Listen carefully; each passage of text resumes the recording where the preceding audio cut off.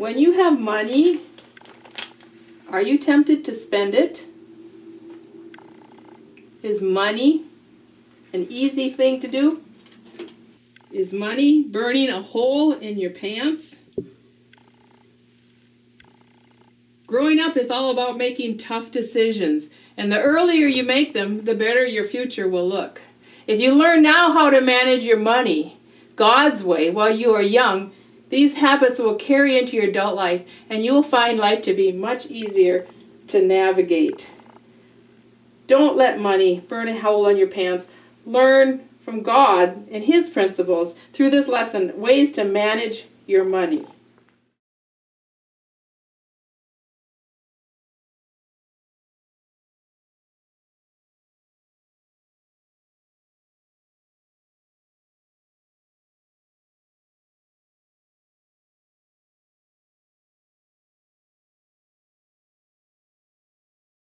So remember what we have learned thus far in this year's study.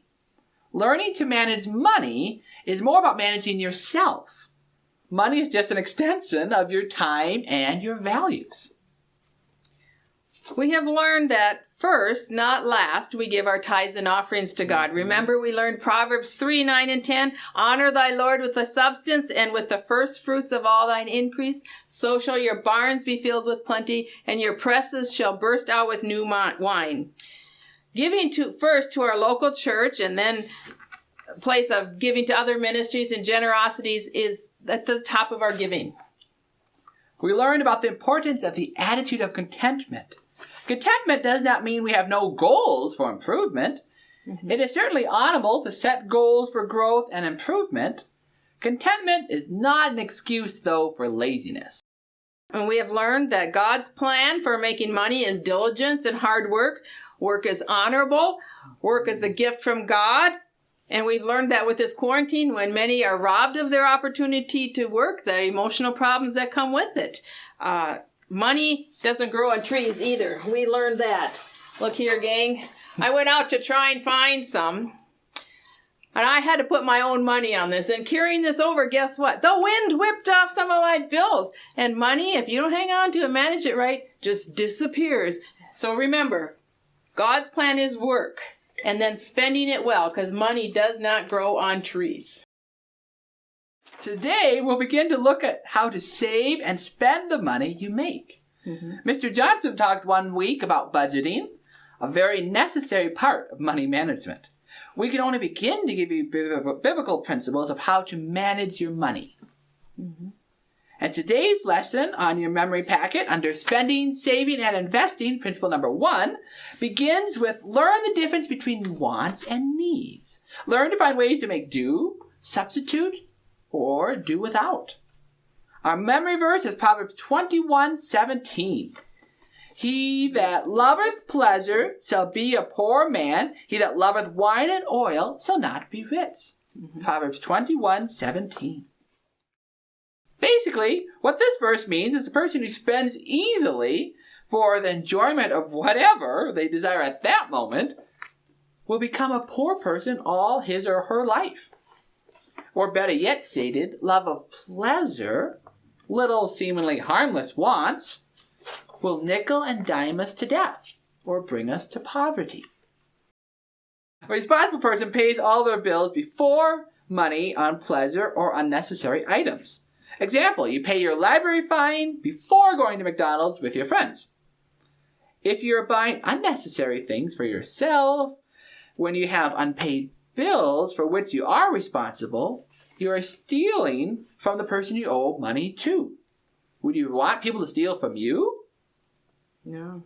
How would you feel if your friend owed you money, but instead of paying you, he or she went out to eat with other friends and then went to Valley Fair and had a heyday, and then they have no money left to pay you? You always need to ask when you're making a purchase, is this a wise use for my money?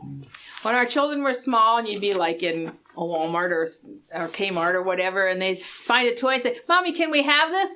We never said to them, we can't afford it.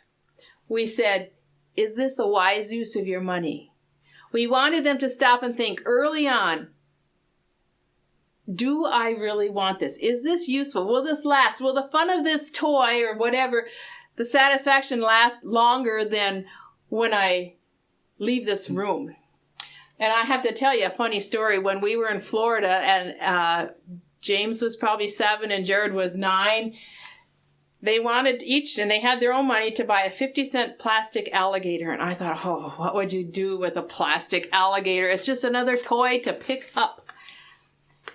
But they wanted it, and they had the money, and so this time their dad and I said yes. And you know, James and Jared played with that plastic alligator for 36 hours straight in the back of our van on the ride home. And we still have those plastic alligators, and our grandchildren play with them today. And every time I see them, I chuckle. That was a wise use of money. And those 50 cents went a long way. Yes. Some practical ways to practice the difference between needs and wants. Instead of stopping all the time at the local coffee shop, make your coffee at home. A $4 cup of coffee on the way to work each morning can quickly become $80 or $100 a month on coffee, when you could easily have made a pot each morning before you went into work. Right, and like $4 may seem small at the time, but multiplied over and over it becomes a huge amount of money, and that's how you go to poverty. If you love pleasure, it's easy, it's fun, I feel like a queen because I've got my fancy coffee, but day after day after day, it leads to poverty. Maybe packing a lunch when you go to work rather than eating out of the vending machine or going someplace, that can save you a lot of money, plus you get a more nutritious meal. Or packing a lunch when you travel in a car, instead of eating out on the way, and that can save you money. And it's not that it's wrong to eat out. Those are some of the blessings in our culture. However, it needs to be done with discretion and discernment. And it can't just be a lustful habit. People have been commenting that during this quarantine, suddenly their monthly credit card statements are coming back are so much smaller because they're not shopping and they're not spending and they're not going out to eat and they're not spending gas money. And they go, whoa, I heard somebody on an online comment that their credit card bill was like $3,000 less than normal, and that maybe we need to reevaluate some of the spending habits we've gotten into without even realizing it. And we need to stop and think, do I need to buy name brand clothing so people will respect me, or could I be comfortable in God's love, that He loves me, and wear something less costly that will still meet my needs? Am I spending money just to buy the respect of my friends? I should be comfortable in my relationship with them such that I don't need their approval because I own or wear a certain name brand clothes or whatever. And I wish we were teaching this in person so we could get more ideas back and forth from you. But if you can think of ways that you have learned to be creative in spending money, or ways that you have learned to substitute or make do, or ways that you have seen that you can cut back, text us your ideas and we'll try and talk about them next week. Learning to do it yourself is an amazing thing. I've calculated that over all the years I've been married and had 5 sons, that in cutting their hair, I have saved over $20,000. That's a huge hunk of money, which would have gone little by little to the barber. One thing also is to stop and think about is when you see something that you want, go home and think about it and pray about it. And then if you still really think it's something you want and you've saved money to have it, go back and buy it. And I'll tell this one story that one time I was looking for a couple years for a certain color sweater to go with several of my outfits. And I really thought that this particular color sweater would meet my needs. And one day I found it on sale at Rice Lake. But it was overpriced for what I thought it should be. I didn't think I should spend that much for a sweater. So I went home and I prayed about it, thought about it, and discussed it with my husband. And a week later, I said, yes, this is what I've been looking for. I went back and bought it, and I still have it, and I have no regrets. But I didn't impulse buy at that time. That's a good idea. Yes. And remember, saving ahead gets you ahead. The money you make now should primarily be invested in your future. Maybe a car, or for college, or even a home someday. Budget the rest of your money for your phone bill, or haircuts, or planned, desired purchases, etc. The following article we're going to read through is the secular but also wise suggestion for teenagers about money And the article is called Money Under 30. So earning money as a teenager is great. It's an empowering feeling, but with power comes great responsibility. These tips in this article will help you spend money wisely so you don't start your adult life out broke. Earning money as a teenager is great. It's an empowering feeling, but with great power also comes great responsibility. As a young person, you might not understand the full extent of this yet. But more money can mean more problems. But such issues won't exist if you have discipline and restraint. You can leave financial woe in the dust with some of these spending tips in this article. Number 1, create a spending plan. As with anything in life, having a plan is a great place to start. Write down all the sources of income you make, including any allowances or money you might receive from parents or other family members. Then write down all your expenses. This allows you to manage your cash flow respectively. And having a budget app can also help with money management while you're on the go. There are many apps available that can help you manage your money and identity, to see if you're spending the right amount or too much, etc. Mint is one resource that helps with keeping better track of your finances. Number 2, set goals for yourself.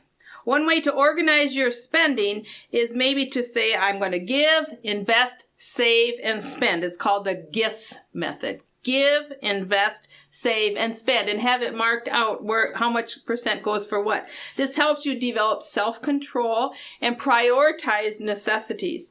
You can give to causes that make sense, invest in something meaningful, and save for things that you can't buy right away or things that will last, and make your spending worthwhile so it's not impulsive. Once you've established these goals, such as buying your first car, going to college, maybe even saving for your own apartment or house, you get your savings account going is very necessary. You don't just spend everything that you make. And cash rules everything. Credit cards might allow you to solve your problems with one swipe, but it can also swipe away all your money if you're not careful, if you can't control yourself. A 2011 study by an organization called MIT, revealed that people are prone to spending 20% more if they just use plastic cards as opposed to using cash. Credit cards disconnect the pleasure of consumption from the pain of purchase. The moral tax gets blurred with credit cards. While you're consuming, you're not thinking about the payments, and when you're paying, you don't know what you're paying for.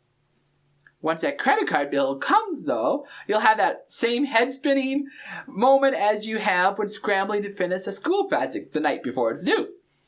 You may not even remember what it was you bought or why you thought so badly that you needed that. It might even be gone. Yeah, it might even be gone. Consumer credit card debt is a huge problem, and you could get stuck paying high interest payments if you're unable to pay off the full credit card balance each month. So why cash?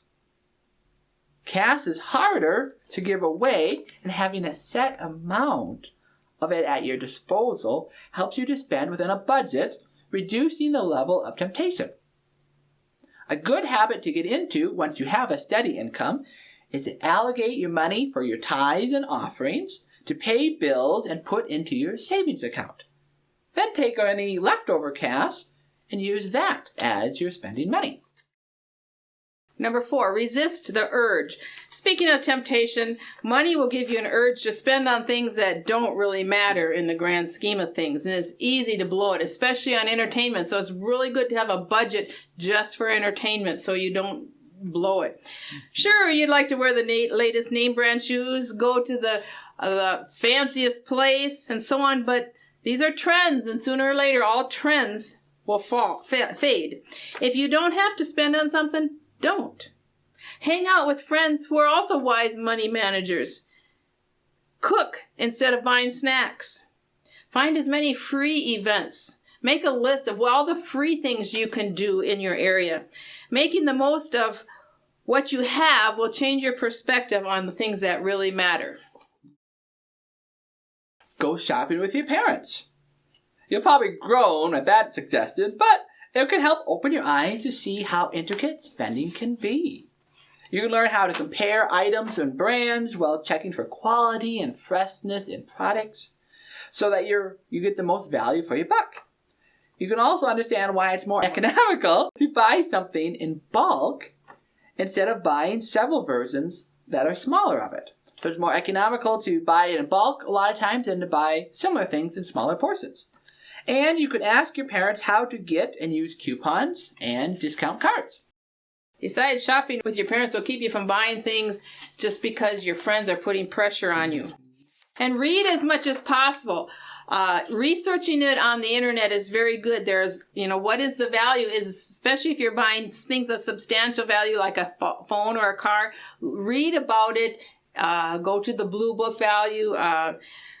Make sure you're familiar with what you're buying. Is it highly rated or has it got complications? And look for the fine print even in buying phones and in maybe gym memberships, etc. And keep track of your money. It always helps to have records of your spending so you know for sure how much you spend. Keep as many of your receipts as possible in a safe place. That way you can have them as references in case you have what you purchased is defective.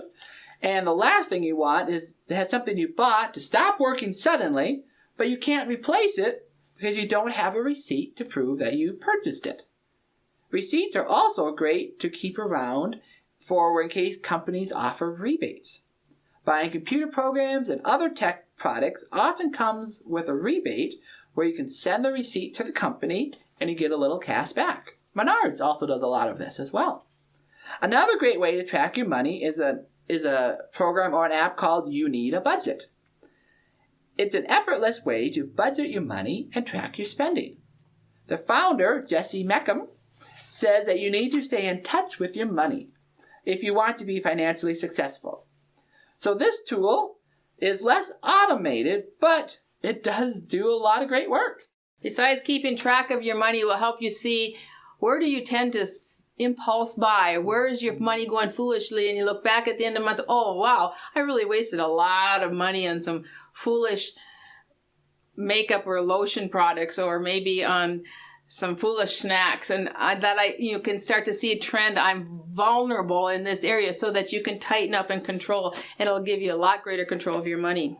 Number 8, don't be influenced. Teenagers always know what's cool. You know the latest trends. You wear the fashionable clothes, and you know what products are in and what products are out. You witness the latest trends, and you want in on the action, right? No. Wrong. Never let your financial decision-making become influenced by what others do, and never let others tell you how you should spend your money. Peer pressure from friends and fellow shoppers can cause you to buy items you don't want. Shop by yourself or with your parents. Shop with a list and stick to the list. Furthermore, don't be influenced by second guessing. Some people just spend because they're bored. If you're going shopping because you're bored, it's time to get a better hobby. A hobby that keeps your hands occupied and not your wallet. So for summary, through keeping records, establishing discipline, and learning tips from your parents about money, you can save yourself a lot of trouble in the long run. And have you ever thought of these things when you got a salary or an allowance? Now is the time to start putting these measures into place so that your future will look bright enough to achieve all your different life goals and plans that God has for you. So many Americans live paycheck to paycheck because they have not learned to discipline themselves and thus discipline their spending. And of course, this quarantine, that's one reason some people are, not all reasons, but one reason some people are in a financial bind now because they've not saved up. And you're still teens and living at home right now, but the rule of thumb is that when you become an adult, you should always have in a savings account 3 months' salaries saved ready for us, so that if something happens like an accident or sickness or a quarantine, you have a backup role. Remember, we don't spend everything we make. We live below our means. Next week, we're going to continue this discussion as we learn about deferred gratification. But let's review our verse together again, Jared. Proverbs 21:17. He that loveth pleasure shall be a poor man. He that loveth wine and oil shall not be rich. Bye. So long. Look to see you next week if the Lord tarries. Bye.